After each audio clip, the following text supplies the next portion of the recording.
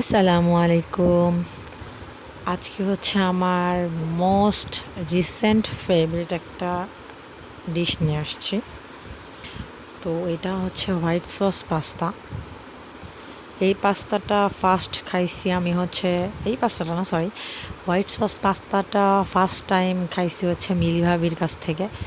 মিলি ভাবি হচ্ছে মেক করে দিছিল। তো এখানে ব্রোকলি অ্যাড করা ছিল।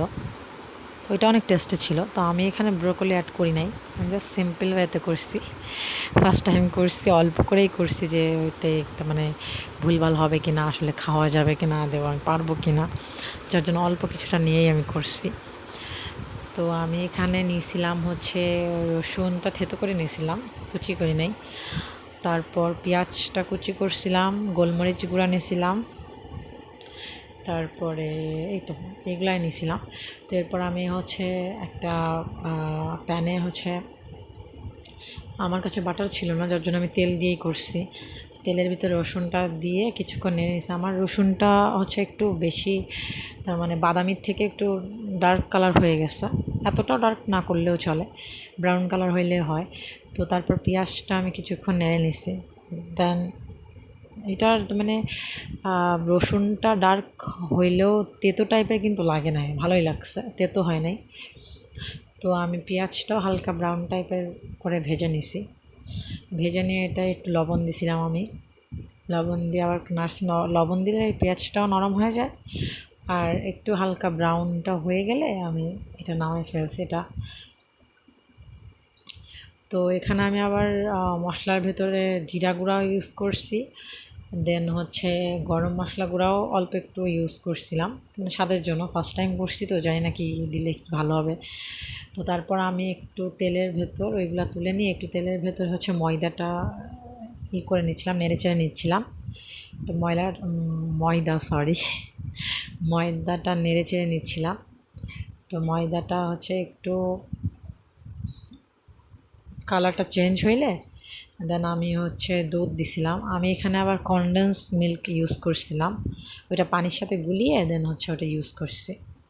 তো ওইটা দিয়ে দিছিলাম অল্প খানিকটা, দিয়ে একটু নেড়ে চেড়ে নিছিলাম। দেন আমি হচ্ছে গোলমরিচটা দিছিলাম, সামান্য লবণ দিছিলাম এর ভেতর। এরপর একটু জিরা গুঁড়া দিছিলাম, একটু গরম মশলা গুঁড়া দিছিলাম। তো এগুলা দিয়ে একটুখানি নেড়ে চেড়ে নিছিলাম। এগুলা দেওয়ার কারণ হচ্ছে ফ্লেভারের জন্য মূলত। জিরা গুঁড়া আর গরম মশলা গুঁড়ার জন্য একটু ফ্লেভারটা ভালো লাগতেছিল। আসলে ফার্স্ট টাইম করতেছি তো হোয়াইট সস পাস্তা, আমার কাছে মনে হচ্ছিলো যদি এই যে ঝাল দিতেছি না, জাস্ট গোলমরিচটা দিচ্ছি, আদৌ টেস্টটা হবে কি না, ফ্লেভারটা আসবে কি না, এর জন্য আমার মূলত জিরার গুঁড়া আর হচ্ছে গরম মশলার গুঁড়াটা দিছিলাম, অল্প অল্প করেই দিছিলাম। আর হচ্ছে লবণটাও দিয়ে এটা মিক্সড করছিলাম। বেশিক্ষণ নাড়াচাড়া করা লাগে না, একটা একটুখানি নেড়ে নিলে এটা হচ্ছে হয়ে যায়।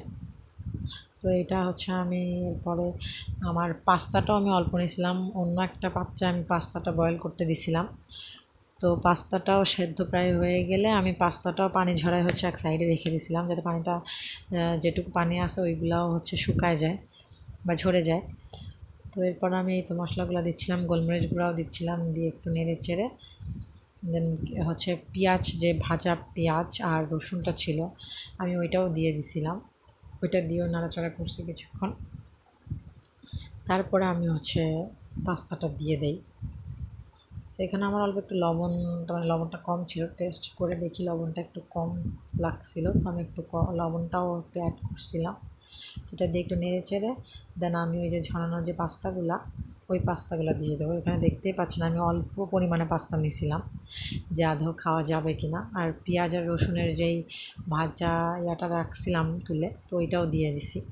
দিয়ে আমি কিছুক্ষণ নাড়ছি। দেন একটু ঝালের গুঁড়াও দিছিলাম, যে মনের ভেতরে কেমন একটা হচ্ছিলো যে ঝাল ঝাল হবে কি না। তো ফাইনাল লুকটা হচ্ছে এমন আসছিলো। এটা খাইতে আসলেই অনেক টেস্টি। আমি আমার আম্মুকেও টেস্ট করাইছি, আম্মুও বলছে অনেক টেস্ট হয়েছে, তার মানে আসলেই টেস্ট হয়েছে। তো এই তো এরপর রাতে আমি আমার মেক করা আইসক্রিম খাচ্ছিলাম। এটা মেক করা বলতে মেক করাই ছিল স্ট্রবেরি আইসক্রিম। তো এর ভেতরে আমি একটু চকলেট, আমার বাসায় যেসব চকলেটগুলো ছিল ওই চকলেটগুলো একটু গুঁড়া গুঁড়া করে ওর উপরে দিয়ে দিছিলাম। দেন ভেতরেও আছে চকলেট, ভেতরেও ওই আইসক্রিমটা মেল্ট করে তারপর পুরো আইসক্রিমটা সুন্দরভাবে দিয়ে ওটা মিশিয়ে দেন হচ্ছে আবার ফ্রিজে ঢুকায় রাখছিলাম। আসলেই মজা লাগছিল। তো আজকে এই পর্যন্ত। আল্লাহ হাফেজ।